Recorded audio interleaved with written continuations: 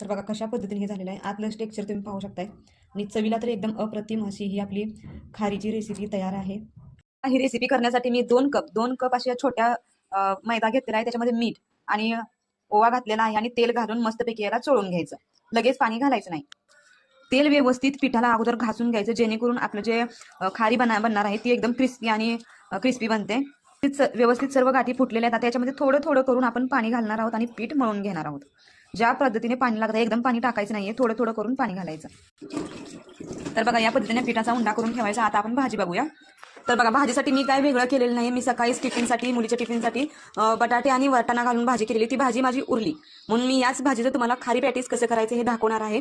तुम्ही याच्यामध्ये ह्या भाजीच्या व्यतिरिक्त दुसऱ्या कोणत्याही भाज्या वापरून रेसिपी करू शकताय. खूप मस्त आणि चविष्ट लागते. बटाट्याच्या जागेला तुम्ही चिकनचा खेमा देखील वापरू शकताय. आता बटाट्याचे तुकडे थोडे मोठे आहेत म्हणून आपण याला छोटे करून घेऊया. बघा एवढ्या पिठापासून एकसारख्या आकाराचे एकूण 7 गोळे झालेत. आता आपण याच्या पुऱ्या लाटून घेऊया. एकदम पातळ पुऱ्या लाटायच्या. तर बघा पुऱ्या तयार होत आहेत तोपर्यंत आता आपण पारी बनवूया. पारी बनवणे खूप महत्त्वाचं आहे. याला तुम्ही पेस्ट देखील म्हणू शकताय. बघा मी इथं 2 या आकाराचे चमचे मी कॉर्न फ्लॉवर घेतलेले आणि त्याच्यामध्ये थोडंसं तेल घालायचं आणि याची एक पातळशी पेस्ट करून घ्यायची.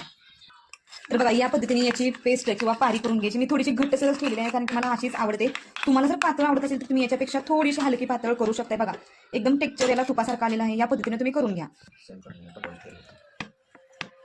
तर बघा एकसारख्या आकारच्या या पद्धतीने पुऱ्या करून घ्यायच्या. बघा याच्यामध्ये मी ओवा घातलेला आहे त्यामुळे कसलं भारी दिसत आहे. तर बघा तुम्ही पाहू शकता 7 पुऱ्या तयार झाल्या. आता या पुऱ्या एकावरती एक ठेवून याला जे आपण पेस्ट बनवली आहे ती पेस्ट लावून व्यवस्थितपणे 7 पुऱ्या एकावर एक व्यवस्थित ठेवून द्यायच्या.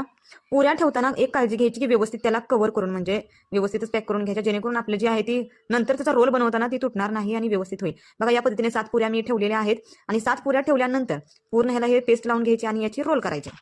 तर बघा मी व्हिडिओमध्ये दाखवल्याप्रमाणे व्यवस्थित याचा रोल करून घ्यायचा, पूर्ण लास्टपर्यंत याचा रोल करायचा. तर बघा रोल तयार झाले. आता याचे समान आकाराचे तुकडे करून घेऊया. एकदम समान आकाराचे व्यवस्थितपणे गोल तुकडे करून घ्यायचे. बघा मी ज्या पद्धतीने करत आहे त्याच पद्धतीने तुम्ही तुकडे करून घ्या. एक तुकडा उचलून पहिल्यांदा तुम्ही पाहू शकता अशा पद्धतीने याच्यामध्ये लेयर्स येणे गरजेचे आहे, जेणेकरून ते आपण पोळी लाटल्यानंतर त्याचं पॅटीस किंवा खारी बनवल्यानंतर व्यवस्थित होईल. असं दाबून त्याची एक गोल पोळी लाटून घ्यायची.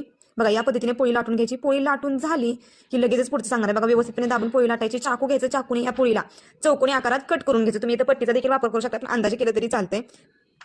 तर बघा मी व्हिडिओमध्ये दाखवल्याप्रमाणे याला चौकोनी कट करून घ्यायचं आणि याच्यामध्ये ते मिश्रण भरून घ्यायचं आणि याची घडी घालायची. घडी घालताना तुम्ही पाणी लावून व्यवस्थित याला पॅक करून घ्या, जेणेकरून हे नंतर फुटणार नाही किंवा सुटणार देखील नाही. बघा अशा पद्धतीने चौकोनी घडी करा आणि साईडच्या कडा व्यवस्थित दाबून याला पॅक करून घ्यायचं. तर बघा या पद्धतीने मी सर्व या पद्धतीने बनवून खारी आपल्या बनवून घेतल्या. आता तेल गरम करायला ठेवलेलं आहे, तेलामध्ये या सोडूया. तर बघा तेल गरम झालेलं आहे, तेलामध्ये या सोडून द्यायच्या. बघा कसल्या छान याला लेयर्स येतात आणि चवीला देखील अगदी रुचकर अशा लागतात. स्वादिष्ट आणि मस्त अशी आपली रेसिपी तयार असणार आहे. टेक्स्चर आलाय तुम्ही पाहू शकता, अगदी कुरकुरीत. बघा आवाजावरून तुम्हाला कसा कडक असा आवाज येतो. चवीला तर बघा